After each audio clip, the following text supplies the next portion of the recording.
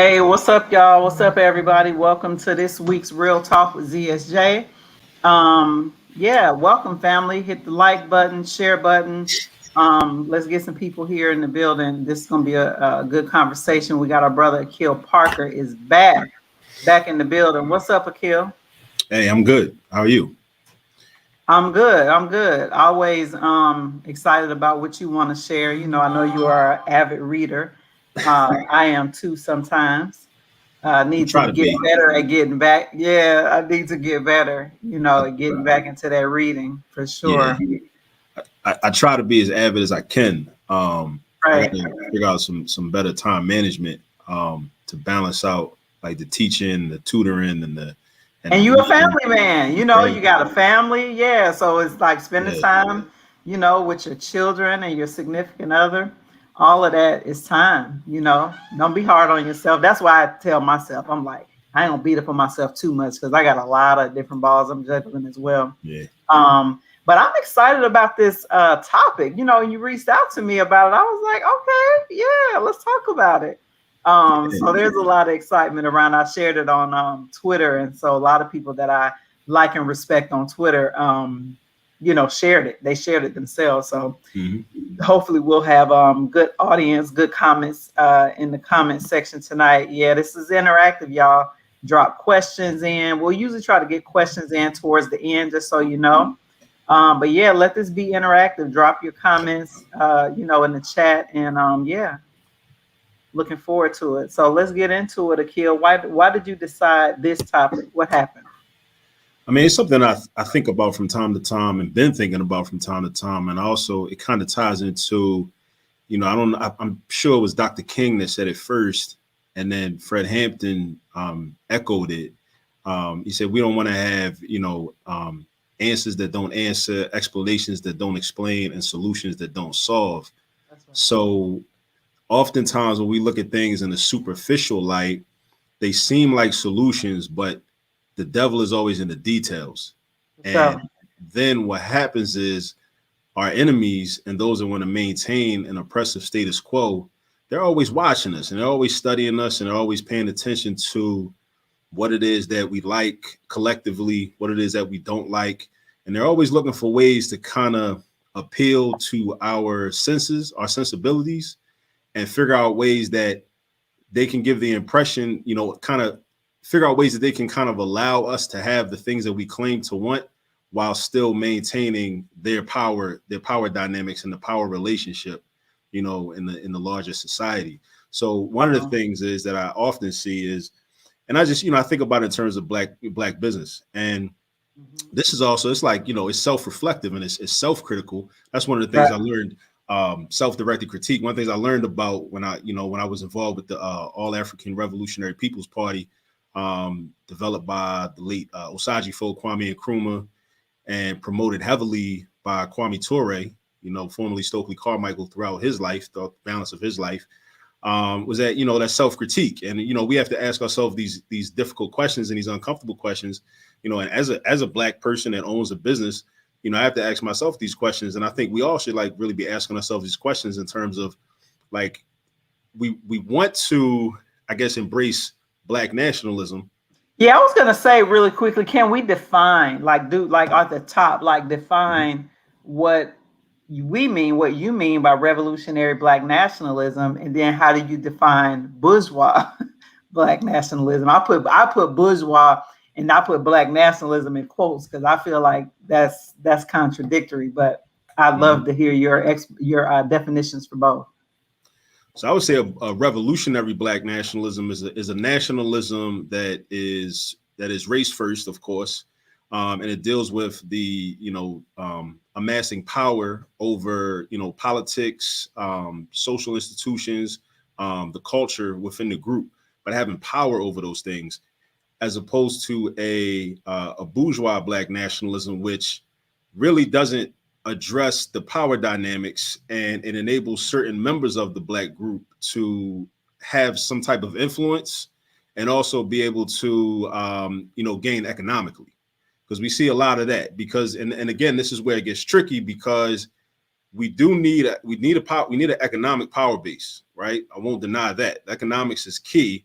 But, I think about the late Ahmed Sekou Toure, who was president of Guinea in West Africa, and also at one point co-president along with Kwame Nkrumah after there was a coup and he got ousted from Ghana, independent Ghana. One of the quotes that Kwame Toure, one of his students, promoted or talked about was, we have to be careful to not get caught up in the politics of our economics and instead deal with the economics of our politics.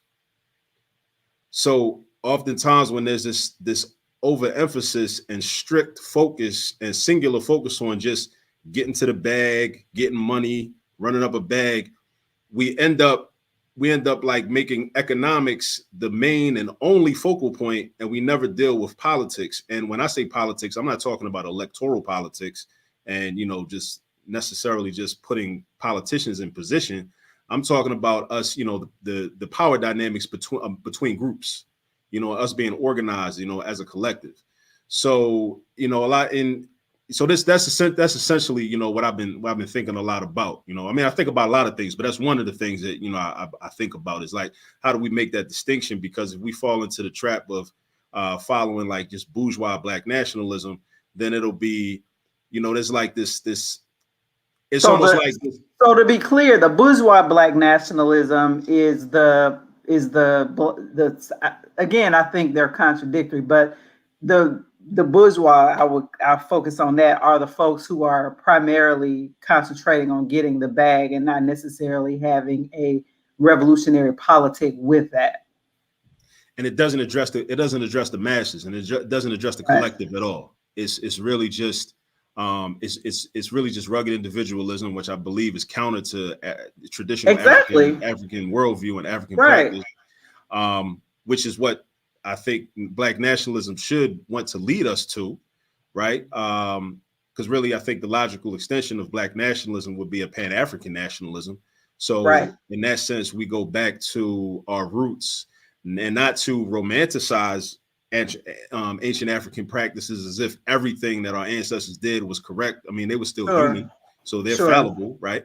But a lot of it, oftentimes, like with this bourgeois, like what I would consider a bourgeois Black nationalism is like kind of like it's about rugged individualism, and not only that, Amos Wilson put me onto this concept of familyism, where it becomes like there's an extension of rugged individualism where it's like I'm only looking out for me and mine. But the collective is not the well-being and the welfare of the collective is not even a concern. Whereas I think with a revolutionary Black nationalism, we're thinking about institution building. We're trying to build institutions and create institutions that everyone can potentially benefit from. Now, many will make the argument that you can lead a horse to water, but you can't make it drink, and that's true, right? But at least I think the end goal should be to try to benefit the entire collective, benefit of the masses of Black people locally, and I think globally as well. And oftentimes, like what ends up happening is, and Robert Allen talks about this in his text, Black Awakening in Capitalist America. He talks about this. It's like this idea. Like, what's the author's name again? Robert Allen.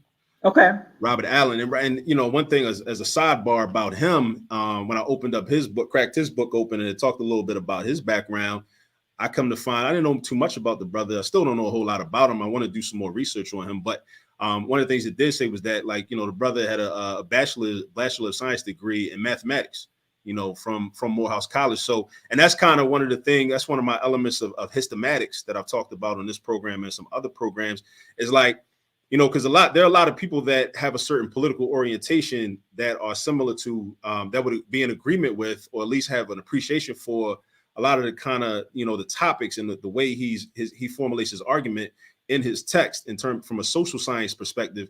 But a lot of those same people might say, well, I'm really not that good at math, and kind of downplay themselves. But I think they actually are, and I think that his mathematical ability, I'm sure, had a lot to do with his ability to provide this type of analysis and this type of critique of America in general, and also provide some answers for what we need to do. And he writes this back in the 1960s. I want to say the original publication date of this was 1969.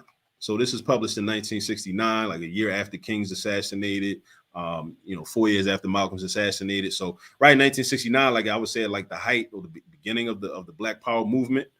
But yeah, I wanted to highlight that. But one of the things he talks about is that really it's the bourgeois Black nationalism is really about not overthrowing systems, not changing fundamental conditions. It's about certain Black people becoming the power brokers and basically having a seat at the table. So now that's exactly what we have now in the United States, at least. That's exactly what we have. And there can be a transfer of, I guess, the goal is for there to be a transfer of power over certain elements and parts of the oppressive system. So it's not about destroying the oppressive system. It's about, okay, we need to have Black people that essentially we need to have Black people that are the proverbial slaveholders now. We don't want white slaveholders. We want Black slaveholders. And then we're going to market them as the successful Blacks, and then have everyone have young children, aspire to be like them, have grown men and women aspire to be like them. And it doesn't deal with the fundamental contradictions of the society. And you're still going to have millions of poor and destitute, undereducated, uneducated, miseducated. That's Black what we folks. Have. Yeah. It doesn't address that, but what'll be highlighted is, okay, there's some Black folks that have a seat at the table.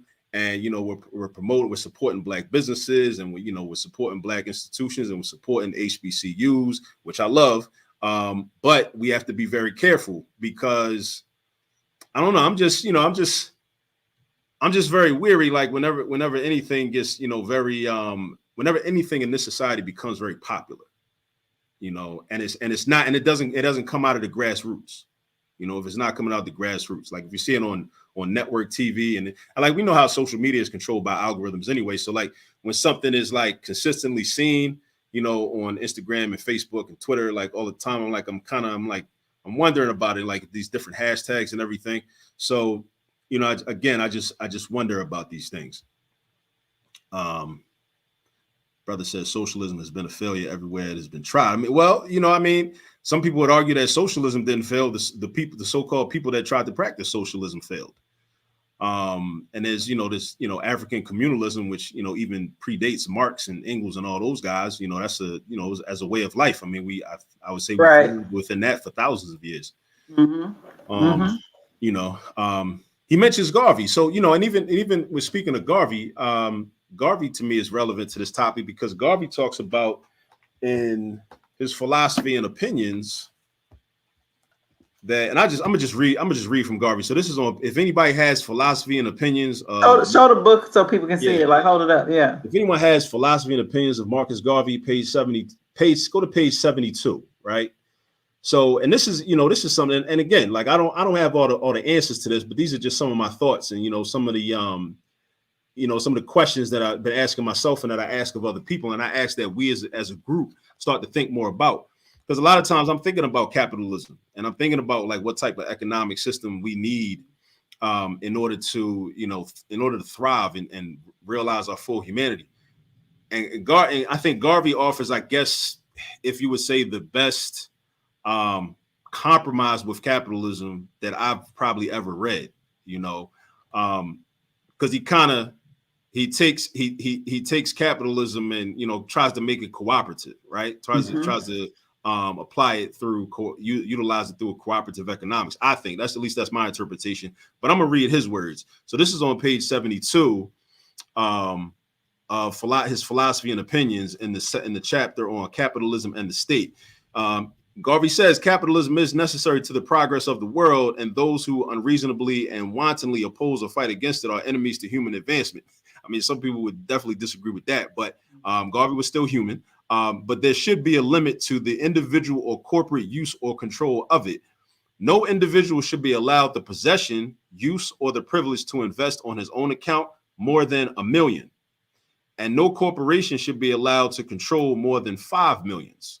Beyond this, all control, use, and investment of money should be the prerogative of the state with the concurrent authority of the people. So he's talking about the state. He's not talking about the United States government. He was talking about us, us having our own government, our own, nationhood and everything. Let me see. Until I skipped down some. Until a universal adjustment takes place, the state or nation should have the power to conscript and used without any obligation to repay the wealth of such individuals or corporations through whose investments or interests in foreign countries or among foreign or strange peoples wars are fomented and made, in which the nation is called upon to use its military or naval power as a protection of the rights or interests of such citizens when the conflict cannot be prevented or settled otherwise. So then you won't have, this whole like kind of idea, like, Jay-Z talking about, what's better than 1 billionaire too. It's like, no, you won't get to a billion because you'll have $1 million, and then that additional, 999 million would have been dispersed among the community. So the community will be able to benefit and have institutions. And we're not talking about handouts and people get to just lay around and not do nothing, not contribute to the community, not contribute to the collective, and just take handouts. That's not what we're talking about at all. When people talk about like I learned, a lot of my introduction to the economic theory of socialism. And it's, I don't want to, be overbearing and make this all about socialism, because it's really not. But, my introduction was through Kwame Ture, and he talked about, kind of like a quick and dirty explanation of scientific socialism or communalism was, from each man according to his ability, and to each man according to his need, and man or woman, right? So that rules out the whole, like, because the first objection people raise when you talk about anything socialistic, which again we see United States government even is very socialist, because what's a bank bailout? What's an auto industry bailout? What is all these types of things? There's corporate socialism. They won't be allowed to fail. Socialism for the rich in the United States. Right, exactly. Socialism for the rich, right? So and it works out well for them, I guess, because they can continue to come to the government to get the bailout. Definitely. So these are the people can't come. The people, us, can't come when we have our personal failures. We can't go to the government and say, "Hey, bail me out." Right. You know what I mean? We're expected to pull ourselves up. The other thing is that we have not unpacked is the consistent lies of this government. I mean, lies that have cost thousands upon thousands of deaths. I made a remark earlier about how, and I don't want to get too far into this, but I remember when Colin Powell, George W. Bush, and the entire George W. Bush administration made the case in collusion with the American media, which is a corporate media. Let's be real clear. Only six corporations own and control all of the media in this country, right? Mm-hmm. They sold the people on weapons of mass destruction, which was an orchestrated lie. But we find out years later that it was a lie. Who in jail after that? Who's been held accountable? What's George W. Bush doing? What's Colin Powell doing? Right? Mm-hmm. Well, what are the people who work at the media? What are they doing? Nobody has been held accountable. How many people died during that war? All of those years, weapons of mass destruction. And you got the nerve to, people have the nerve to like go in on people who don't want to be forced to inject something into their body. From the same government that's telling you these are the same people, y'all. And the media is in. So my thing is that people need to have autonomy over themselves, economically, everything. You shouldn't be forced to do anything by these damn crooks. They're liars. They're proven to be liars. We can see that throughout history, literally. And then I brought up something that's recent.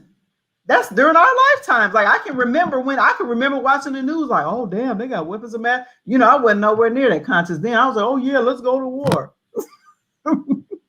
Yeah. So all I'm saying is that people have to think for themselves. You have to read and I'm all about like listening to your sixth sense too. Definitely. If it don't feel right, don't do it. And you bring up Colin Powell, right? Right. Colin Powell is, among many, is very relevant to this topic because oftentimes with a bourgeois black nationalism, it's like the kind of we end up getting swept up in the emotion of, The because first black. we've been denied so much Right. within this society. It's like we want to see this hashtag representation matters stuff, right? Right. So then there'll be handpicked safe Negroes that will be propped up, that are meant to be role models. But then what happens is the contradiction gets exposed, because then when we start to do our research and we learn about the history of some of these people, like we take Colin Powell as an example. Colin Powell was instrumental in, the murder of Maurice Bishop in Grenada in 1983. That's right. That's right. A lot of people forget about that. The overthrow of that nation, Maurice Bishop was a thorough brother. He wielded a revolution. They had to be taken out. Their political group, that was Ronald Reagan and them. They had to, because they were, those brothers and sisters were a threat down there, right? So, but again, with this type of black nationalism, which is very cosmetic, it's like Tragedy Gaddafi said, your gangster is cosmetic, right? That's right. So it's very cosmetic. It's like, well, I just want to see, oh, it's a black person. Let me just, be proud of him and be happy for him. But we don't look at the politics. We get swept up and caught up in just the happiness of seeing, this whole, like, my skin folk is my kinfolk. And we've seen plenty of examples for everybody black. Case. Yeah, we that's why we can't root for everybody black, because basically the white folks know we want to root for everybody black. And that's a normal instinctive reaction. That's what they use against us. And we should do that. So they say, okay, cool. Y'all want to root for everybody black? Okay, you're going to root for the black people that I choose. Exactly. It's like that scene in Belly. It's like the scene in Belly when rest in peace to DMX. When DMX is sitting in the car with the agent, and he's like, I want you to go infiltrate the nation, and or else you're going to jail for the rest of your life, and I want you to kill the minister. And the guy's sitting there smoking a cigarette or whatever, a cigar, and pats DMX on his arm and says, "You my nigga." This is essentially what it is. It's like, okay, you want to root for everybody black. I don't even remember that scene. Damn, it's been a minute since I've seen that. That scene always stuck out to me, because it was like, okay, like a lot of these types of things happen too, because a lot of times it's a white man behind the scenes that's like, he's handpicking black people, and he's propping them up and putting them in position and saying, okay, all right, y'all want black people? Cool, I'm gonna give y'all black people, but we're gonna give you black people that we approve of. So we got to stamp them. So you're not really certified by the streets or certified by the people or by the black masses. You're certified by the white power establishment. And that's what we have to be careful about. But what we don't talk about enough. We don't talk about that enough in our community. The black folks. A lot of times when you start talking about it, people just call you a hater or call you a crab in the barrel. And it's like, no, that's not what it is. We're trying to be intelligent. We're trying to use our brains in order to prevent falling into the traps that we have fallen into in the past, that some of our ancestors might have fell for, because they might not have had as many examples prior to, but we have the benefit and the luxury of being able to read about these things that already happened in the 1950s and the 1960s and the 1970s, 80s, or whatever. They may not have had that ability or that privilege, but we have the privilege, we have the ability. So we really shouldn't be falling for this if we're willing to do the reading and do the research, and try to protect ourselves, and not only ourselves, but our children, our future generations. That's and these are the things we need to be thinking about, because whether as individuals that own businesses and we want to support black businesses, we got to think about, okay, like, it's cool to support black businesses. That's definitely an aspect of black nationalism, because that deals with the economic piece. It also can speak to the political piece as well, right? Because then developing the power base. But even when Malcolm talks about black nationalism in the Ballad of the Bullet, he's talking about he's also exposes the fact that a lot of times when you do spend money in your own community where you live, the businesses are not owned by people that look like you, and they take that basket full of money into another part of the town. But with the the bourgeois black nationalism, you have a lot of that still going on. You might have a black-owned business, right? And it's not to say that, okay, well, you got to live in the hood, you got a business in the hood, you service the hood, you got to live in the hood too. No, I'm not saying that. Some people might go that far. I'm not necessarily saying that. But what I'm saying is, like, where's the investment? Like, where is the, is there true community reinvestment? Or is it just, what? Y'all been letting the Jewish community, the WASPs, the Chinese, whoever exploit you for years. Now it's my turn. Now I'm open up the black-owned business, and now I'm gonna exploit you too. And you shouldn't say nothing. You shouldn't contest it at all because I'm black, and you should support black business. So there are some businesses among us that are like that. Because there are people that hate being black, hate black people, but they're like, I see an economic opportunity. So now it's my turn. Sadly, I've run into some people like that. It was mind blowing. I mean, like their thought process was like, well, everybody else coming in to exploit, Yeah. I was like, damn, so you're gonna do that to your own people? Yeah, and then what happens is that it's funny when you really pay attention, because there are people that will get on social media and they'll do Instagram lives and whatnot, and they'll complain about how black people will be much more will scrutinize black businesses more than they'll scrutinize white businesses, and that is problematic. I will agree with that. But then when you get to the root of what they're upset about being scrutinized for, it's like, yeah, well, black people should scrutinize white businesses more in order to prevent exploitation by the white controlled businesses. But that doesn't mean that just because a lot of us allow white businesses to exploit us, that means you as a black business doing the same thing. We shouldn't allow you to come in and exploit us just as easily. Like you shouldn't complain because the black, you let white people exploit you. Why can't I exploit you? Of course, they're not going to use that language, but when you really analyze and read between the lines and understand what they're talking about, you know what's going on. Also, let me read from here too, from Robert Allen, Black Awakening. Black Awakening. Where'd you get that book? I've never heard of this brother. I think I think he might be watching right now, but I think I liberated this from my father's library. Your father? Yeah, I think I did, because I don't think I got this off of Amazon or anything like that. You said you liberated it from your father's library. That's hilarious. Yeah, well, I mean, he probably is watching. I mean, he's my dad, so I mean, I'll give it back to him, but I needed no, that's your inheritance. Yeah, exactly. Like, so this is, yeah, man. And that makes sense that your father would have that book because he's an educator too, you know? Yeah. Yeah. So there's a chapter in here entitled Black Power and Bourgeois Black Nationalism. That's actually the title of the chapter. So he goes into, Allen is he's talking about CORE, like he's like critical of CORE. Matter of fact, let me go back. Let me go back because CORE is the Congress of Racial Equality for people that are watching. Yeah. So that was one of the groups. I guess they are termed civil rights groups back in the 60s. They don't get a lot of play, but yeah, CORE was around. Yeah. So this talks about, in the beginning of this chapter, he talks about this like schism between the Brooklyn chapter of CORE and the national governance body, national governance body. And I'm gonna just read the footnote. The footnote's real long. It talks about a brother named Robert Carson.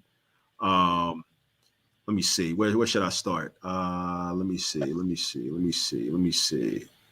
I'll start over here. So it says he says the political and economic programs proposed by cultural nationalists usually are quite similar to, if not identical with, the program of reformist nationalists, most notably the Congress of Racial Equality. CORE's embracement of Black capitalism was completed at its 1968 convention in Columbus, Ohio. Wow. The theme of that meeting was Black nationalism, CORE's philosophy for survival. But these seemingly militant words served as cover for CORE's retreat into the arms of corporate capitalism. It was a curious convention in that all workshop resolutions, the product of 3 days of work by the several hundred delegates, were tabled. To add to the confusion, an open schism, which some said threatened to become violent, erupted between the national office and CORE's Brooklyn chapter. So there's a footnote on that. Let me go into the footnote. The footnote gives more details. It says, the footnote reads, actually, the break did not become known to many delegates until after the convention was over. It was the tension of this impending public schism, however, which led to the tabling of workshop resolutions. This split with Brooklyn CORE revolved around questions relating to the national structure of CORE, self-defense of Black communities, cooperation with white businesses and foundations, and conflicting programs of nationalism. Brooklyn Core Chief Robert Carson demanded a restructuring of Core to give power to regional chairmen instead of to the national office. He also advocated a massive campaign against genocide, including the creation of a Black police or protection agency and the arming of Black communities. Carson charged that Core, in working with white corporate interests, was betraying the liberation struggle. We feel, he said, there cannot be any negotiations with industry and capitalism, since capitalism is what put us, Black people, in the situation we're in. We feel capitalism should be destroyed. In a press conference after the convention, Floyd McKissick responded to Carson's charges by lashing out at, quote, disruptors and political losers who made certain false statements regarding Core. At the root of the split were conflicting approaches to the question of nationalism. Carson, unlike Roy Innis, is an advocate of relocation and total separation of the Black population in the United States. For example, a resolution which Carson said reflected the thinking of his group was passed by one of the convention workshops, stating that Black self-determination is impossible in close proximity to whites. It is called for the establishment of a national homeland for Black people, either in the southeastern section of the U.S. or in the combined area of Southwest Africa and the Union of South Africa. Roy Innis termed this document fantastic, and immediately all workshop resolutions were tabled. It goes on. So that's, talking a little bit about this section. He talks about Core and that convention, but then later on, in summary, he says, in summary, Core and the cultural nationalists draped them. And this is what we see a lot of times, like what I see a lot of times in the hood, like with this, support Black business, which we should do. So I don't want anybody to misconstrue what I'm saying. I'm not saying we should not support Black business. We should support Black business. But at the same time, as a community, we have to hold Black businesses accountable to support the community they are part of and that they are beholden to or should be beholden to. Because if they're just practicing rugged individualism, I think we should hold all businesses. I don't care who they own by in our community, because we know like other people of color, if you will, own and operate just about all of the businesses in our neighborhoods. So they should also be held accountable to supporting the neighborhoods as well, instead of, of course, sucking all of the money out of the community. And most of them go and live in white suburbs. I saw that in Dayton, Ohio. You see it everywhere. Like Malcolm said, they're taking that basket full of money into another part of the town. Right. Usually with white people. Yeah. And they don't invest back into the community. And they're rude a lot of times. I mean, there's so many stories that people tell about, discrimination, being called names, all kinds of things, selling meat and other things that are way past the due date, which is against, all kinds of FDA regulations. I mean, it's pretty bad in some of the places. Yeah. He says Core and the cultural nationalists drape themselves in the mantle of nationalism, but upon examination, and this is what we have to do, we have to examine. We don't examine. We look at the superficial and we look at the marketing and the TV commercials and everything. It is seen that their programs, far from aiding in the achievement of Black liberation and freedom from exploitation, would instead weld the Black communities more firmly into the structure of American corporate capitalism. This reformist or bourgeois nationalism, through its chosen vehicle of Black capitalism, may line the pockets and boost the social status of the Black middle class and Black intelligentsia, but it will not ease the oppression of the ordinary ghetto dweller. What Core and the cultural nationalists seek is not an end to oppression, but the transfer of the oppressive apparatus into their own hands. They call themselves nationalists and exploit the legitimate nationalist feelings of Black people in order to advance their own interests as a class. And chief among those interests is their desire to become brokers between the white rulers and the Black ruled. So that really, that paragraph right there, that really like sums up like my thoughts, like gave me like a lot of it's a good like summary of like what I'm really thinking about in terms of this, what I've been thinking about, and what a lot of people have said. As a matter of fact, let me go on. It's like a couple more sentences. Let me read these next two sentences, and this is the end of the chapter. Speaking of the role played by the national middle class in a colonized nation, Frantz Fanon wrote, Seen through its eyes, its mission has nothing to do with transforming the nation. It consists prosaically of being the transmission line between the nation and neocolonialism. This role of intermediary, which offers many rewards, is being increasingly assumed by the militant, nationalist, black middle class in this country.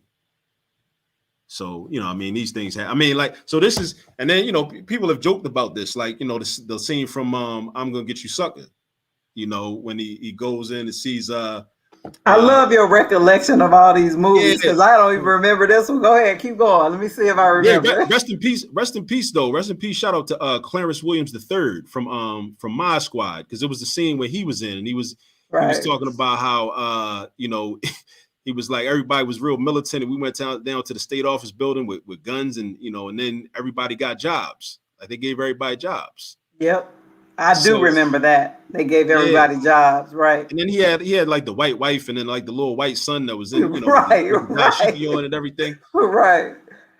Yeah, so I remember that. These things really, you know, they really happen, I guess, you know. So we gotta just, you know, think about these things critically and, you know, confront them and start making this part of the, you know, the conversation. Because in that last line, you know, from Fanon, you know, Fanon was talking about neocolonialism. I think that, as I know, like that word itself, neocolonialism, has to become part of the typical everyday lexicon. It's just not. It's not even in the lexicon. It's got to become part of the lexicon, because once you start looking at things through the lens of neocolonialism, then now it's like, okay, now we look at the concept of Black excellence in a different way, because a lot of the so-called tell people what neocolonialism is. You know, that's one of them 16-letter words a lot of people might not know. Yeah. So the prefix neo meaning new, so a new form of colonialism. So where you're able to still colonize people, but you have to have leadership, people in a leadership position that looks like and is of the group that's people you colonizing. Yeah. Because you can't just have, like, you know, again, Malcolm said, you know, Black people I argue that Black people are an internal colony in the United States. Mm-hmm.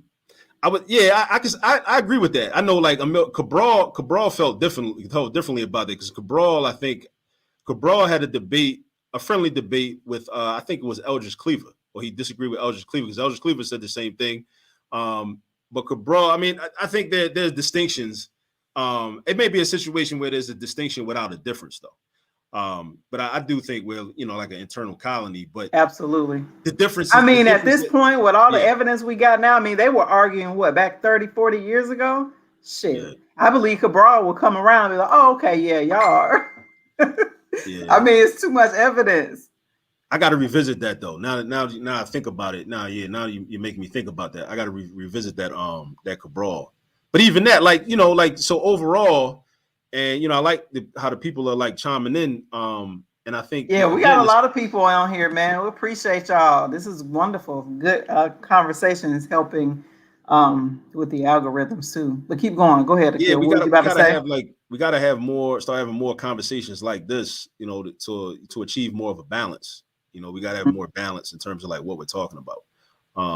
Not to say that, you know, we should only talk about these things, but I mean, even when we talk about the things that we like talking about and like things that we consider fun and happy and everything, like we can look at them through this lens, you know. I mean, we could, I don't know. There's nothing that we can that we could talk about that couldn't be addressed through, you know, and also be looked at through a political lens, right? You know, look at that scientifically, and I think we should do more of that. And a lot of it is like, you know, our ancestors left, you know, a lot of information that we can, you know, look at first and then try to apply it to, you know, what we're dealing with right now. And then from there, then we do our own analysis. And then like we start to think differently about, you know, what we're confronted with and what we're dealing with on a daily basis. And then we start to come up with some certain type of solutions, you know, to these things. Absolutely. Brother Tyron here says neocolonialism is the last stage of imperialism. And once it's understood, our global situation makes sense. That's the brother that's tapping in from London. Shout out to you. I know it's late there. And I'm glad he put that out there, because like that book, Osajifo, the Great Redeemer. That's what Osajifo means. In case anybody was wondering what Osajifo means. Osajifo Kwame Nkrumah. That's one of his several books he wrote, Nkrumah, and that book really opened my eyes and really made me look at my undergraduate college education very differently, because I got a bachelor's degree in finance, right? But I didn't realize your bachelor's was in finance. Okay. Yeah. I mean, I thought it was in mathematics, like just generally. But finance, yeah. At times I wish it was, but nah, it was in finance. So, I was in there, studying financial management and studying I took real estate courses and risk management courses, operations, productions management, all the business courses. And then, my focus was finance. So I took, a lot of finance courses, specific finance courses too. Right. But then when I read Nkrumah, Neocolonialism, the Last Stage of Imperialism, when he it's really, to me, it's like a finance textbook. Right, it's like a finance textbook, but he's speaking on global finance from the perspective of exploitation and imperialism, European imperialism. But what he does is he's very specific, and this is kind of is also influenced me with all this math as well, because Nkrumah went beyond the anecdotal and just saying, well, the Europeans are bad and they did this, that, and the third. What Nkrumah does is he breaks down the specific quantifiable amounts. Like, okay, how much bauxite did the French steal within this 5-year period? How much tin did the Germans take from Namibia? How much gold did and he really breaks it down, bauxite and all the different natural resources throughout the continent. Nkrumah did this research and he wrote about it. And it really caused me to recognize the contradiction within my own undergraduate education, because there was and that was at HBCU, right? You went to Morgan. You were Morgan. Yeah. So and again, I love HBCUs, but again, we have to be honest with ourselves. I mean, Kwame Ture went to Howard, and he was. That's true. He made observations when he got there. Matter of fact, he was hanging out with Cleveland Sellers.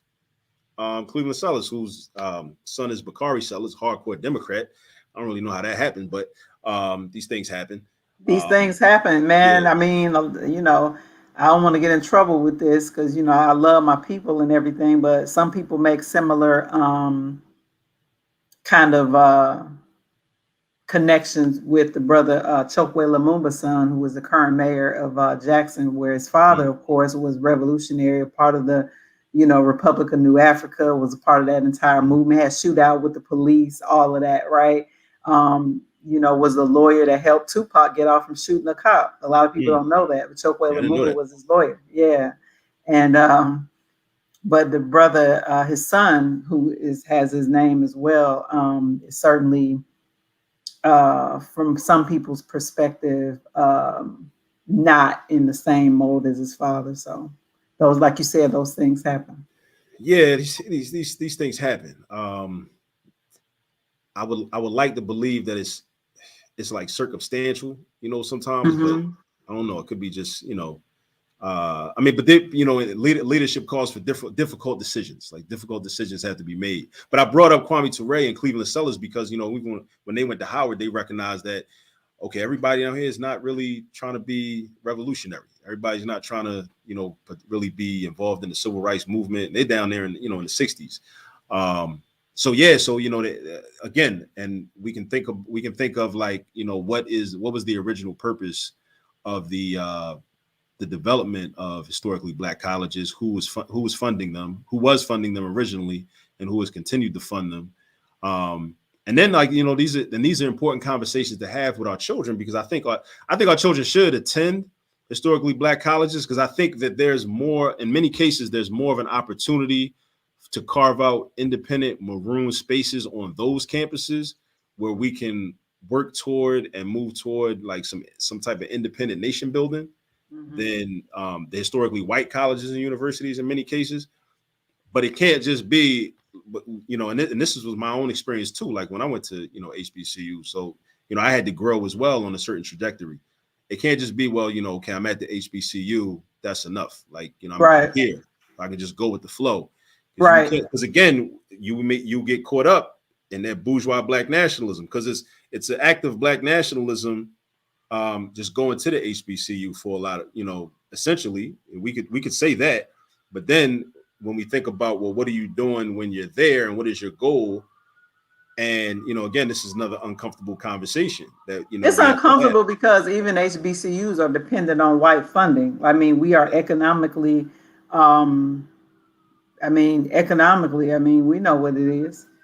And also, and this is something that we have to address. It's like a lot of, again, a lot of times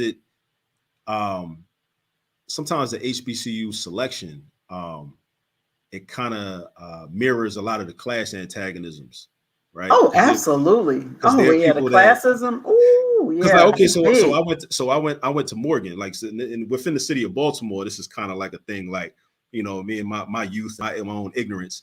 I went to Morgan State. There's a hierarchy. So there's Coppin State is also in Baltimore. That's on the other side of town. Right. But I had classmates that when we were in high school in 12th grade making our decisions, what school to go to. And if somebody brought up Coppin, they would say nobody wants to go to the University of North Avenue, right? Like North Avenue is where it's located. So basically, but to insinuate and imply that it's a lesser school, just because that's where it is. But then you have people that may go to like a Howard or a Hampton or a Morehouse or a Spelman, right? And it's a hierarchy. Friendly competition is cool, right? But I think we have to think about, like, where do these, what's the basis for these hierarchical rankings? And is it some white folks that are saying this? Because if it's like, well, U.S. News and World Report said, right, well, why are we listening to them anyway? Right. Like, they hate us, right? And a lot of us, and we have to be honest, a lot of us pick certain HBCUs because they're recognized by the white establishment. So if we're picking the HBCU because it's recognized by the white establishment, and we want to feel good because I can still go be with black people and still get validated by white folks. Wow, right. That's great. Yeah, I'm definitely going to do that. Right. That's still problematic because we still want validation. And I can honestly, I throw myself on the sword. I think when I was 17, 16, and I was, choosing a school, a large part, because originally I went to Morehouse for my originally. And I transferred to Morgan. Yeah, I spent my freshman year at Morehouse in 1997. And part of my mentality was, Morehouse had a status surrounding it. I didn't know at the time, and I wasn't able to really articulate it at the time, but a lot of that status came from its perception within the eyes of, of the larger white society. So, and I think a lot of us do that. So again, I think these are conversations that we need to have with our children when we're going through a college selection process. Not to say that they shouldn't go to HBCUs. If anybody wants my opinion, I think more of us should go to HBCUs. Sure. Bring the funding there, bring our best and brightest there, more than not. But be clear about what the purpose of us going is and what the reason is and what's the end game. Right. Because that ties right into this conversation as well. Are we trying to achieve bourgeois status, or are we trying to be revolutionary and create a new society where the answer to that question as a human? Yeah, Tyra makes another point here. He said Nkrumah even names specific capitalists that own African resources and funnel the wealth back to their pockets. He said once the book came out, the U.S. government took him out of power within weeks. Yeah. I told you, it's like a textbook. It's like a textbook. Yeah. Like everybody should read that. Like it's a lot of books everybody should read, and that's one of them. I say put that on the list. Neocolonialism, Last Stage of Imperialism. And a matter of fact, that influenced me because maybe about 2016 when I first got involved with the African Heritage Studies Association, when I first started like submitting abstracts to conferences and whatnot. I had been teaching in charter schools. I had not taught at a traditional public school yet, but I had kind of had an insider's vantage point on charter schools. And in Nkrumah's work, and him exposing me to what neocolonialism was, I was looking at charter schools as like, okay, this is, so the traditional, I get it now. So the traditional public school is the colonialism, and the charter school, because there's a lot of, especially in Philly, I'm sure in other cities too. Shit, Baltimore too, DC, everywhere. And a lot of charter schools are run by black folks. so I'm looking at this and I'm like, wait, so everything that Nkrumah was talking about with neocolonialism and also them having like basically puppet leaders in these countries and in these nations, I'm seeing the same thing in a lot of the charter schools in Philadelphia. So I actually I need to find that paper. So I wrote a paper where I kind of was approximating the relation. Basically, I was approximating the relationship between, in terms of global politics and economics, colonialism to neocolonialism with traditional public schools to charter schools. Because it's really a way to like imply that, give the impression that there's some type of reform or some type of change that's going on. That's another, another great book by Nkrumah, Consciencism, where he talks about reform. Reform, actually, what that does more to maintain the current system. Right. It's not revolutionary. That's another conversation. Right. Reform versus revolution. Right. So yeah, so that like Nkrumah influenced me a lot. Yeah, but I'm glad the brother brought that book up. Yeah, I haven't thought about that book in a little while. Yeah, that brother, like I said, he's in London. In fact, he's going to be on the show next week. Just talking about Pan-Africanism, just generally. I've been loving connecting with other African Black folks in other countries. I'm gonna have to probably do a quick little show on my trip to Jamaica because that was amazing. For me, that was my first time traveling outside of the United States to a predominantly Black country and interacting with Africans in the diaspora, but outside of the United States. Wait, so it was amazing. You mean you didn't drink the Kool-Aid? You're not one of these people that just think, oh, well, they don't like us. They don't like us. Hell no. Man, they love us. Man, the brother that picked me up from the airport, he was like, welcome. He was like, you a Jamaican. I was like, oh, okay, I'm a Jamaican. I mean, it was cool, and right. I felt safe. Like I didn't feel, you know what I mean? And I mean, granted, like some things I didn't like. And like I said, I'll do a video on it because I think there's too much deference. Because tourism, because I asked them, I said, well, what's the main driver of the economy here in Jamaica? And it was tourism. That's number one. That's how they make their money as a right. As a country, everybody go, that's white folks play island. But to be honest with you, I didn't see a lot of white people. It was a lot of us down there. Man, I seen Black people from Philly, Detroit. I'm like, everybody go on and look, we outside. What they say, we outside. Everybody look like shit. We've been in the house for a year. We're going to Jamaica. It was so many Black people there. I mean, it was amazing. It was amazing. And like on the tour that I went on, because I traveled to a couple of different cities. And I told the sister, because my friends met me down there for my 40th birthday, even though it's not till next month. So my friend Jennifer, who met me down there, she lives in Columbus, Ohio. I was telling her, I was like, I grew up in the rural part of Alabama. I was like, the way that it looks. I said, a lot of people think that, there's not places in the United States that look like this, because you would see like their houses and stuff. We're not like, I would say, they didn't look like houses like in certain neighborhoods in the United States, right? Like in a city. But they would be like right on the water too. I'm like, damn, I could imagine just getting up, you know what I mean? You live on the beach, you know what I mean? Because I saw a lot of them, they were just the kids in the water. Everybody knew how to swim. And I think about how so many of us in the US don't know how to swim, including me. Never learned how to swim.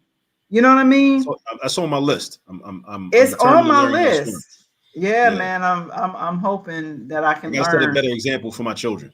Absolutely. Well, my children do know how to swim now. I made sure. In fact, Amir is a swimmer by sport. He's won a lot of medals. Yeah, I made sure. Y'all not gonna be drowning. But no, I'm gonna have to do a little short video on that. But the deference. I mean, I can still see like England, like England. I can still see their vestiges, so to speak. With the people, because they kept saying to me, what was it? I posted it on Facebook. They were like, yes, what can I get you, my lady? I'm like, what? I'm like, that's some English shit. I'm like, you ain't gotta call me that. I was like, it's cool. I know it's respectful, but I'm cool. Y'all can chill on that. I mean, it was just amazing though. It was a good experience. And I didn't bring a dime back because I looked at the currency, like the currency exchange. I think $15 was like 2,000 Jamaican dollars, 15 American dollars. I posted the receipt on my Facebook page. I have to tag you. So I tipped real good. Everybody.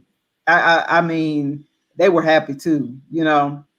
Yeah. But I thought about it, and this is another thing about like economics, because there was a sister at the airport. Because when you get off the airport, it was beautiful. They got pictures of Garvey. I flew into Montego Bay, so you can you can either fly into Kingston or Montego Bay. And I don't know if there's another airport, but I flew into Montego Bay, and it was beautiful. They had a picture of Nanny of the Maroons. Like, I mean, it was like, oh my, and there was people like I had never heard of, you know, like the airport was named after somebody named Sanger who was Black. So I was kind of like learning the history too and asking questions, you know, about their life, like how they live. The brother that did our tour where I rode the horses and stuff, I don't know if you saw those pictures. I asked him, had he ever been to the States? And he said no. And he said, I have family there. He said, my family lives in Baltimore. I was like, wow. Okay.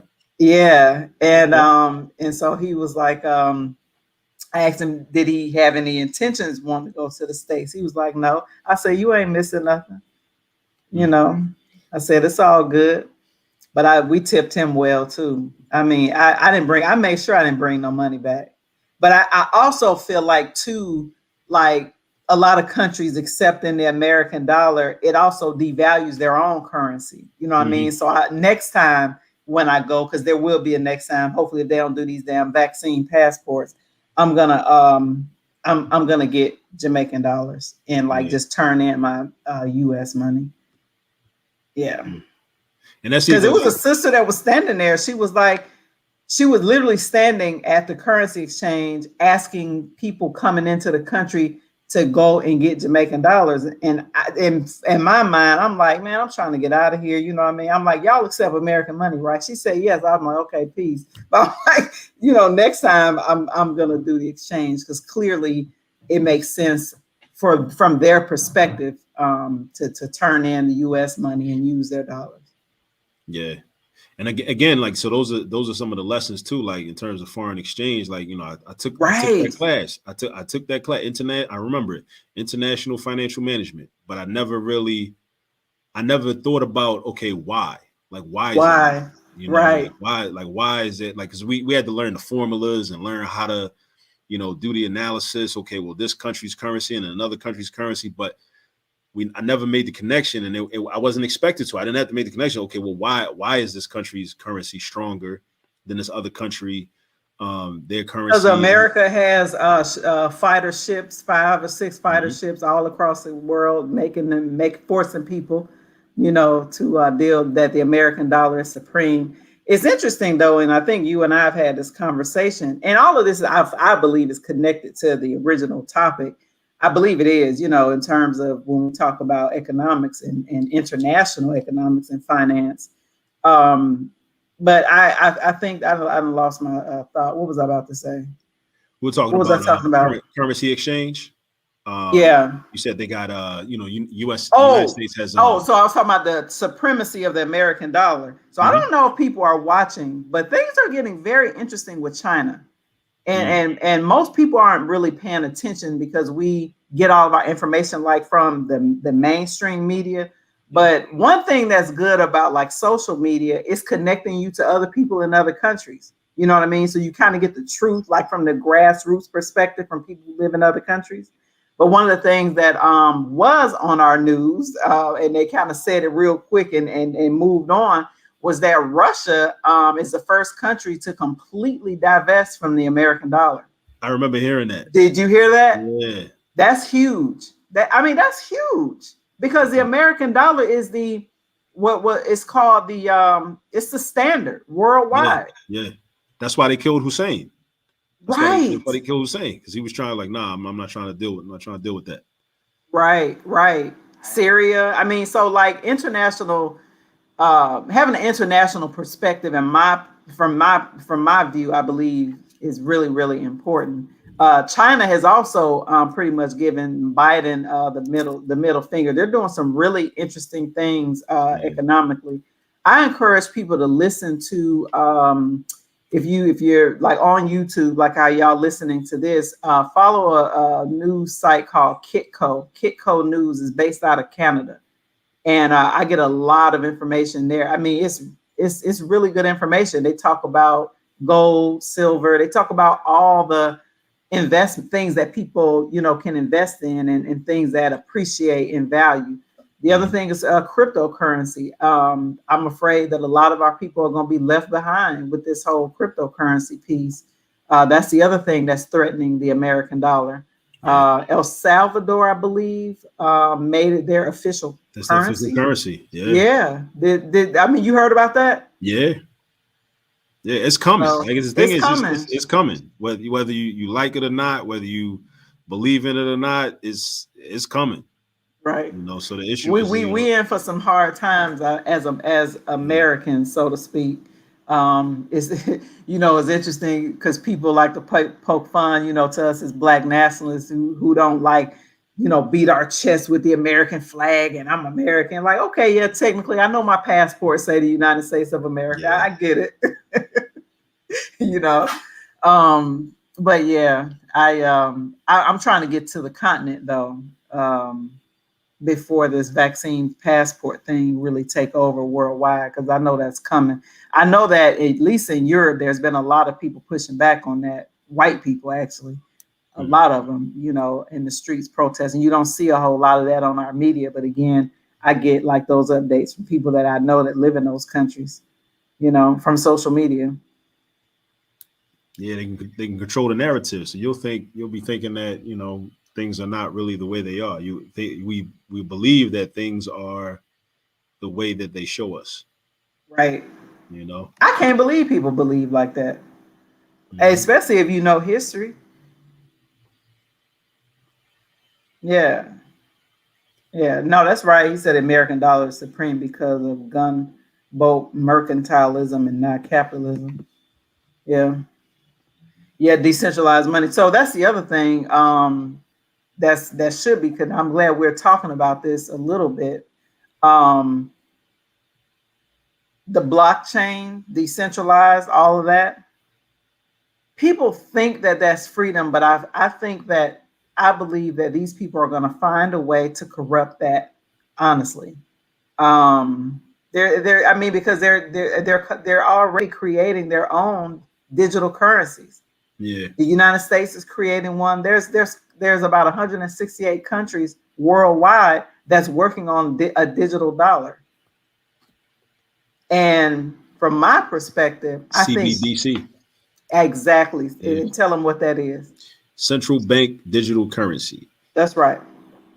Yeah, it's coming. So if the central banks, which is the Federal Reserve, right, and all these other folks, if they're creating their own, like, that's what they're gonna because what countries can do, and China has done, is countries may not be able to necessarily ban Bitcoin itself because it is on a blockchain, but they can make it hard. So China recently, and I don't know if you heard about this, I listen to Kitco every day because I think it's important to understand for my own financial well-being and my family's.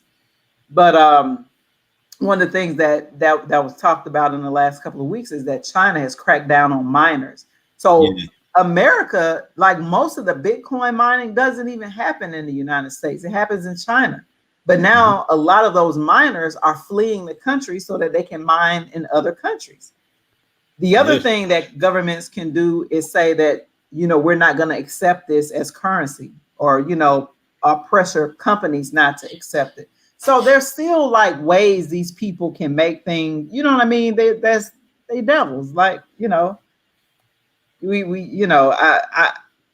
mean, I feel for people who feel like that's freedom and it's gonna be all good and everything. Maybe it is, maybe it won't, but I mean, just knowing the history of how these oligarchs operate, yeah, it's definitely gonna be interesting to see. See how it unfolds. Right. Right. And then, so somebody said they just go into Russia where the mining is cheap. Exactly. So they're fleeing China. The miners are fleeing.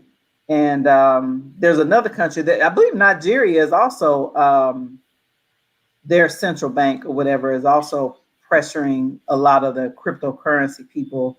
They're in their country. So if this is going to be an interesting next 10 years, I would encourage people to read and study the World Economic Forum. World Economic Forum. You got to, brother. Oh man, I'm writing that down. Yeah, and a brother, and not a brother, but a man, a white man, by the name of shit. Damn it, I just had his name. World Economic Forum. He's the chairman of it. He started it. He's the one that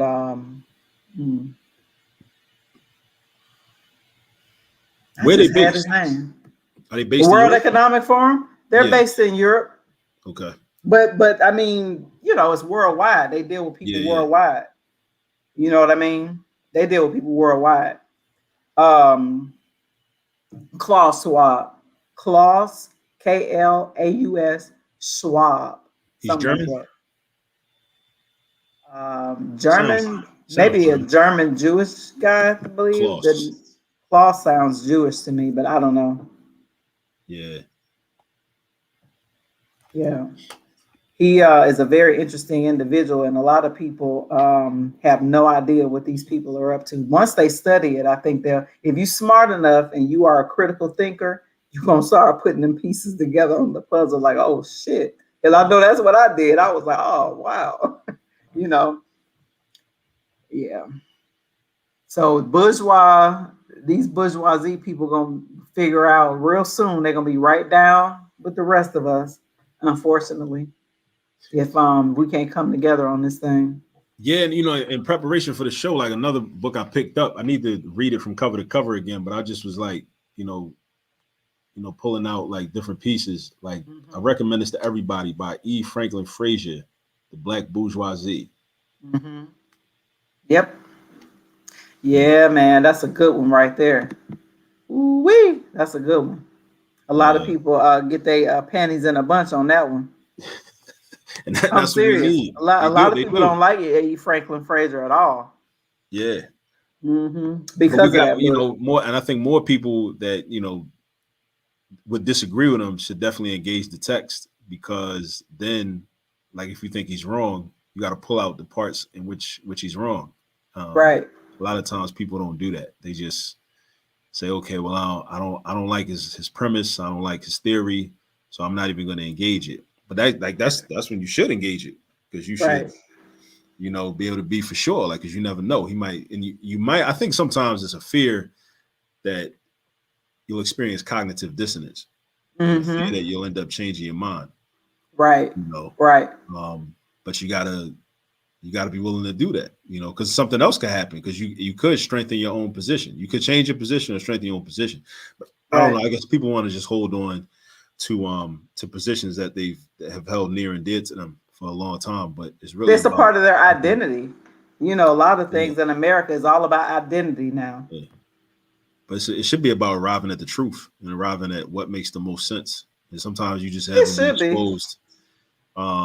It's Thomas Sowell. Yeah, Thomas Sowell. What is Thomas Sowell's famous? Thomas Sowell wrote some books about education. Yes, and he did. Then he write a book about not the permanent underclass, but Mr. Untouchable. Drop a couple Thomas drop Sowell his books, Mr. Untouchable. Titles. Some titles to his books. Because I'm familiar with Thomas Sowell. Thomas Sowell is like conservative, right? Yeah, he's a Republican. He's a black conservative, right? Black conservative, right? Black Republican conservative. Is he still alive? I think he passed. Is he still alive? I mean, sure. Let me hit Google. I think he might still be alive. Let me see. One of them conservative people died recently. Not recently, like last year. Shit, I can't remember now. Hold on, let me go back. Go back. So here we go. Because I know I have one of his books. Gotta figure out which one it is. Oh, did you read it? Oh, here we go. American Economist.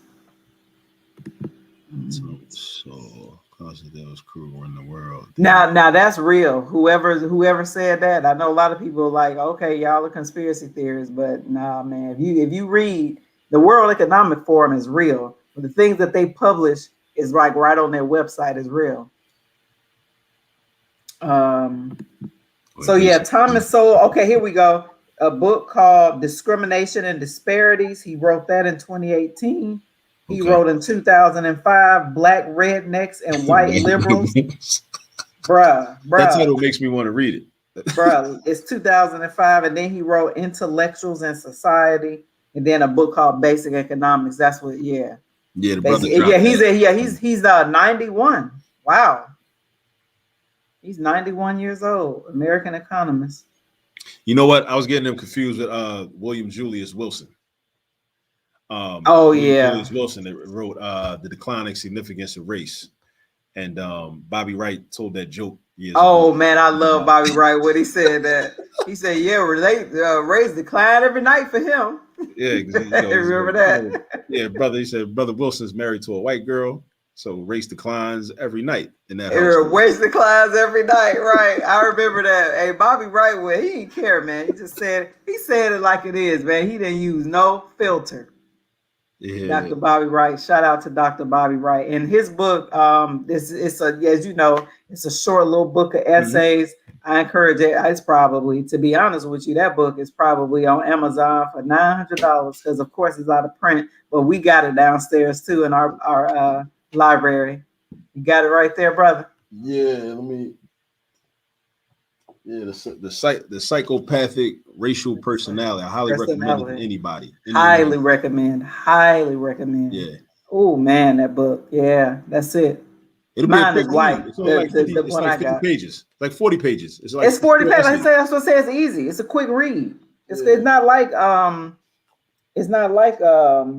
Amos Wilson's, my Bible. Yeah. Blueprint for Black Power. That's my Bible. Blueprint for Black Power. We got 2 copies. Brother Tyron, it's hilarious. He said Thomas Sowell is so intellectually dishonest, it's laughable. He said the man called the Haitian Revolution a bloodbath and ridiculed the uprising of Haitians. He said, I can't take that man serious. Well, that's one view for sure. Yeah. I didn't know he said that. Damn. Me neither. Now I want to read his stuff to see what other amusing other shit he's saying. Right. Oh, this was good though, brother. I always have fun with you. I'm glad you brought up this topic, but I feel like we don't talk about the bourgeoisie enough.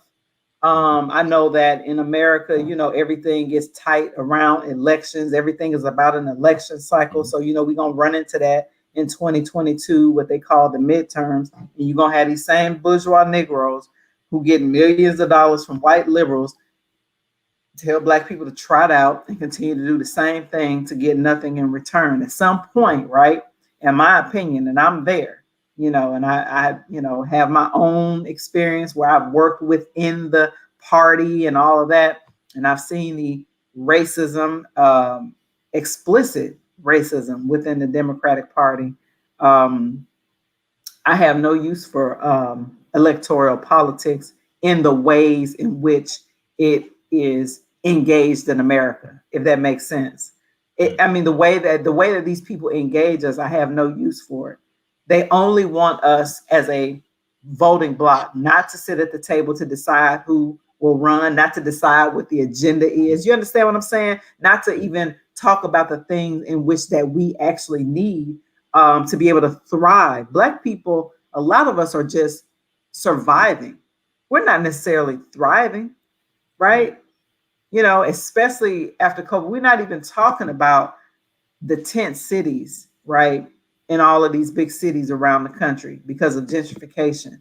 And I seen my brother Maurice in the comments. Shout out to Maurice because he's doing the work to care for all the Black folks. And they're mostly Black men. That's the other thing, is gender. A lot of Black men who are living in tent cities outside, and nobody seems to give a damn. Nobody seems to care in terms of people who are in elected positions or in positions to change policy, right? Even Black folks. Because DC has had black elected officials for years. Philadelphia, black elected officials locally for years, 40, 50 years. So to me, something's got to change. I'm not interested in telling black folks to vote or die. What? We dying anyway. That's the actual slogan. Am I telling the truth?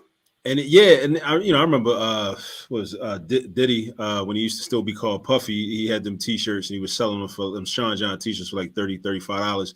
But Right. the thing is that speaking of like intellectual dishonesty, what the party does is like even if you, so I don't go as far as to say that voting is useless, but what I definitely will say is the way it's marketed as if it is the only thing we need to do. Is if 100% of the black community of 18 and up with the ability to vote would just vote, then all of our problems will be solved. And it's the fault of the people that don't vote is why we still struggle. And yeah, I'm not. I'm a rail against that. And I'm gonna use my channel to really. That's the way they present it. That's the way they present it. That's the way they present it. And they shame us into. And see, here's the thing. So I push back on the shaming because, like, okay, there's a lot of energy put forth by and resources utilized by the Democratic Party specifically, because that's traditionally who black people vote with, right? In recent years, to get us to vote. But again, I've learned so much from studying Malcolm, like actually studying what he said. I don't believe one of the things he said in his last speech. The last message said, I don't believe in voter registration without voter education. Right. There's a lot about voter registration and get out and vote, get your little sticker. I voted, take a picture, post it on Instagram. But after the election's over, that's when the real work's supposed to start. That's when it's supposed to be voted. Like, and the people that are in that position that are working within the party, that's their lane. Like we all have different lanes because somebody will come up and say, well, why don't you get out there and do voter education? That's not my specialty, at least not right now. But the people that look at this statistic. Look at this. Like, and these are the conversations that you have to have. These are the conversations you have to have with these white folks when they knock on your door trying to make sure you're registered to vote and make sure you're going to go vote. It's like, well, why are you so concerned with me voting? But then where are the voter education programs within that 4 year gap, or within that 2 year gap? Because that's really neat. But again, that exposes the contradiction. It's not about us being informed and educated and politically aware people. It's about us being unpolitically aware and just going out to the polls and just doing what we're told and just say, listen, this is the person we want you to vote for. Vote for them, and don't ask no questions. That's really what it's about. Because if you start educating people, you start providing political education, like free breakfast program Black Panther Party was doing years ago, and what other groups have done, different freedom schools have done, what they were doing in Mississippi with the freedom schools and whatnot, really educating people about what's going on and what a vote is supposed to produce. Then you have some differences, because then you can't just bully people and just say, oh, well, you should vote for this person, vote for that person. Because then we're going to start asking better questions, because now we've been educated. Right. We've been educated. So I just think that if they're honest and if they're for real and you want participation in electoral politics, then there should be just as much emphasis and energy and resources devoted toward voter education. And not just that, but running our own candidates with our own agenda. Mm-hmm. I mean, because education is fine, but if you educating me just to vote for somebody else's agenda that doesn't include the material conditions of Black people, well, look at this stat on the screen from Brother Maurice. And he shout out to Maurice Cook, Serve Your City, Washington D.C., doing extremely impactful work. I got so much love for this brother. So much love for this brother. Yeah, thank you for everything that you're doing. So in terms of, he has the statistics because his organization is actually designed to care for the people on the street, right? And I see him, like he's out there, you know what I'm saying? So much so his own health was declining at some point. So 92%, and that's not enough. Could you imagine 92% of the homeless were white women? Think about that. Black men in this country are disposable. And I think it should be an outrage for Black elected officials to allow this shit to happen in a city that they're supposed to control. Yeah. I'm sick about that shit, man.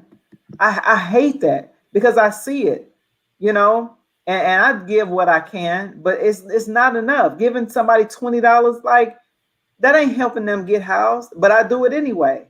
Right.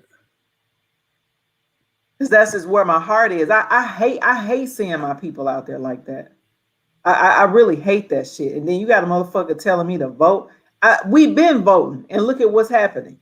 We've been voting. Black people have been voting. We vote in a higher percentage than Asian people do, and that's a fact. I've seen that. I've seen those statistics. Yeah. So this was a good comment, man. This is a great conversation, man. Listen, people are really enjoying this conversation. I appreciate everybody's comments, everybody being involved with this conversation tonight. I appreciate all of y'all. Yes, right. Respect to Brother Maurice and his organization. They're really, really doing it. It's the first organization that I've seen that their work is to target and support unhoused people. And to do their best they can to care for them, give them, not just food, but everything, to help them cope with the living conditions of living fucking outside. And also doing defense when the police come, because that's the other thing that we don't talk about, which is extremely dehumanizing, is that sometimes the city will send the police to like tear down and push them out, take all of their belongings and throw their shit away. It happened in Oakland not too long ago. I saw it on social media, So my thing is, if we're going to vote, then what you have to talk about the things that are important to our community. Like what is our people getting out of it? You know what I'm saying? Yeah. So I appreciate Brother Tyron, everybody being in here. It's late for Brother Tyron too. It's late over there in London. I appreciate him going in on Thomas Sowell. Yeah, he going in, man. He going in. I like that. That makes me want to read his work now. Yeah, man. Like he said, he had to close the PDF after he read that shit he said about the Haitians. He's like, oh man, I can't read this shit. Hey, listen, that's me. Like if I read something like that, I'm like, oh no, I'm not giving no more time to this shit. You crazy. I'm not doing it. But with me, it just makes me, I don't know, maybe I'm a glutton for punishment. I be wanting to read more because I'm like, okay, I want to see if he or she can outdo themselves, if they can reach a new low. Right. Silly kid. Can reach a new low. Man, listen, this was great though, brother. As I say all the time, we always have a spot here. We always have a good time. Chopping it up with the people and just, sharing good information with people. That's what I wanted this channel to be about. Very broad, but focused on Black folks, you know what I mean? Mm-hmm. And have real conversations that not about like bullshit, like we see enough of that on social media and on TV, the stuff that to distract our people from these real conversations and the shit that we really need to be dealing with. You know what I'm saying? Yeah. So yeah, I guess in closing, I would just say, in terms of like addressing the topic, I guess being more specific to the topic, like continue to support Black businesses, and also, but keep in mind, apply pressure to Black businesses to make sure that there's a reciprocal relationship, between the Black business and the Black community.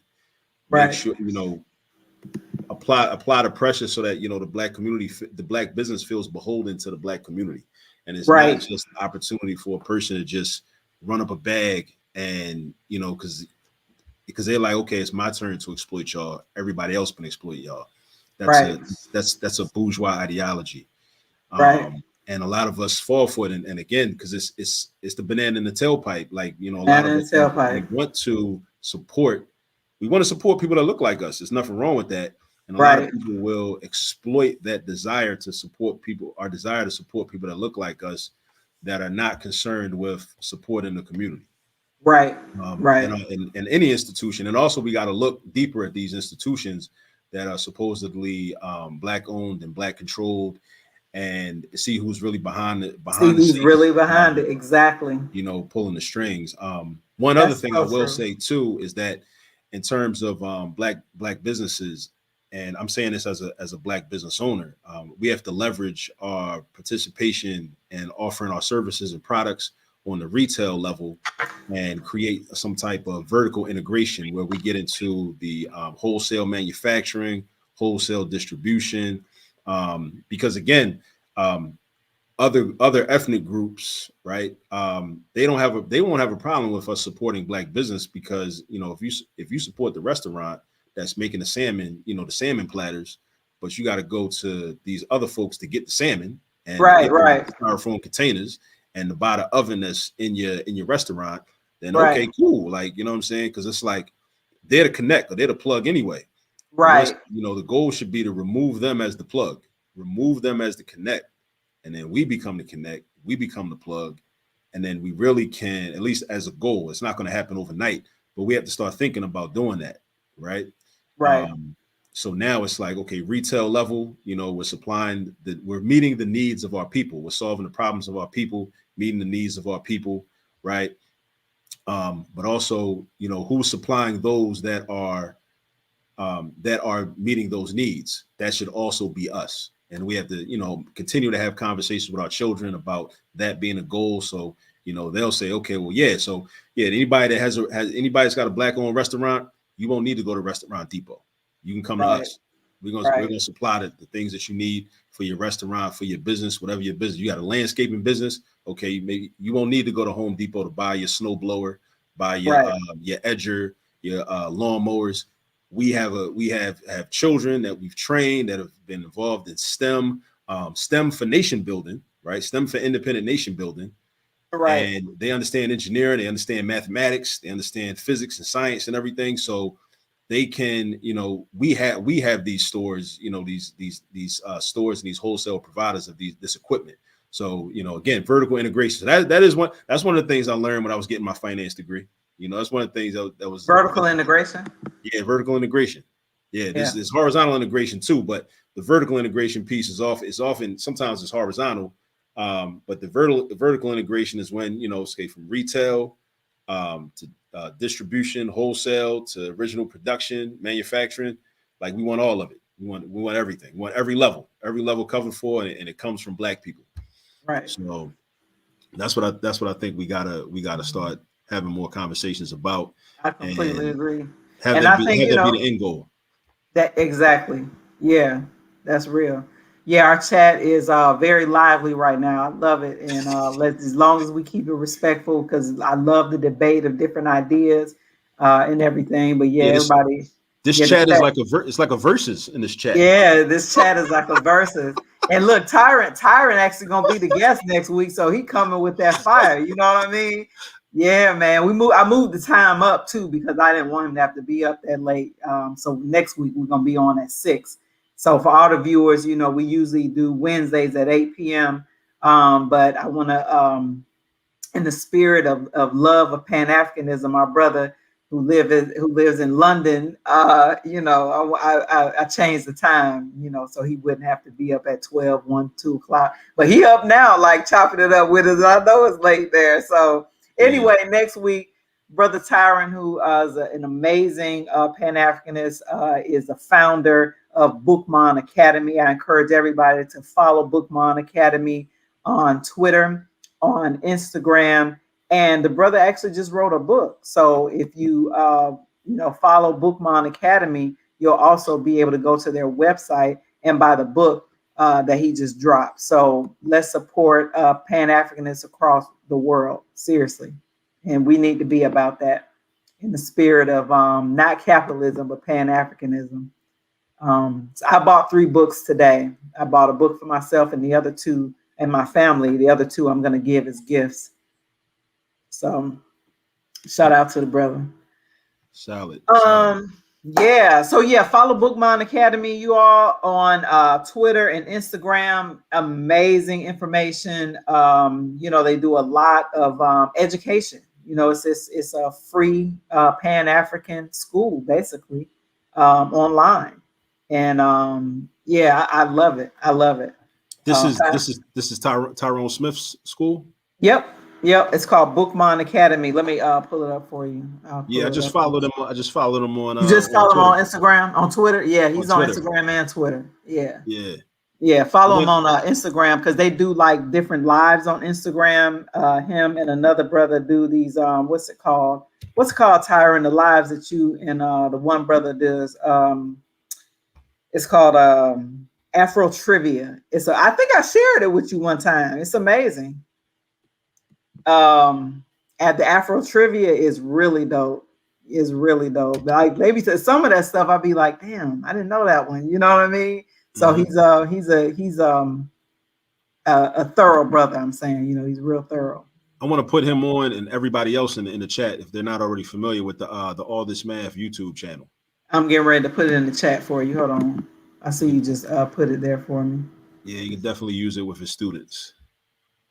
Oh yeah, the people. Yeah, y'all should connect because yeah, he got the school. So here is Akil's YouTube page for All This Math to everybody. I'm putting that in the chat for everybody. Yeah. So that's where people can definitely check him out. Yeah. So yeah, the Afro Trivia. That's always really fun to me. I appreciate that one. And they do that on Instagram. So make sure y'all follow. All right, family.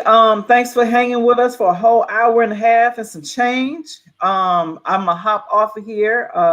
Get ready to get my children together. Get them in bed and all of that good stuff. So thank you all so much. I appreciate all of the viewers. Thank you all for a lively chat. It makes it for real good conversation for us to kind of engage with you all. So I really, really appreciate everybody hanging in with us. Yeah, definitely subscribe to the brother on YouTube and I'm sorry, on Instagram and Twitter as well. Great conversation. I appreciate it. All right, family. So Tyron will be our guest. He's live in the chat tonight. He'll be our guest next week. I'm looking forward to it. We're talking about Pan-Africanism or Paris, talking about the necessity, right, in this moment of Pan-Africanism, even though Pan-Africanism itself, unfortunately, is under attack by a lot of Black people in the United States that identify themselves as ADOS and others. So we'll be talking about the need and pushing back on some of those narratives. Yep. Peace and blessings, y'all. Take care. Peace.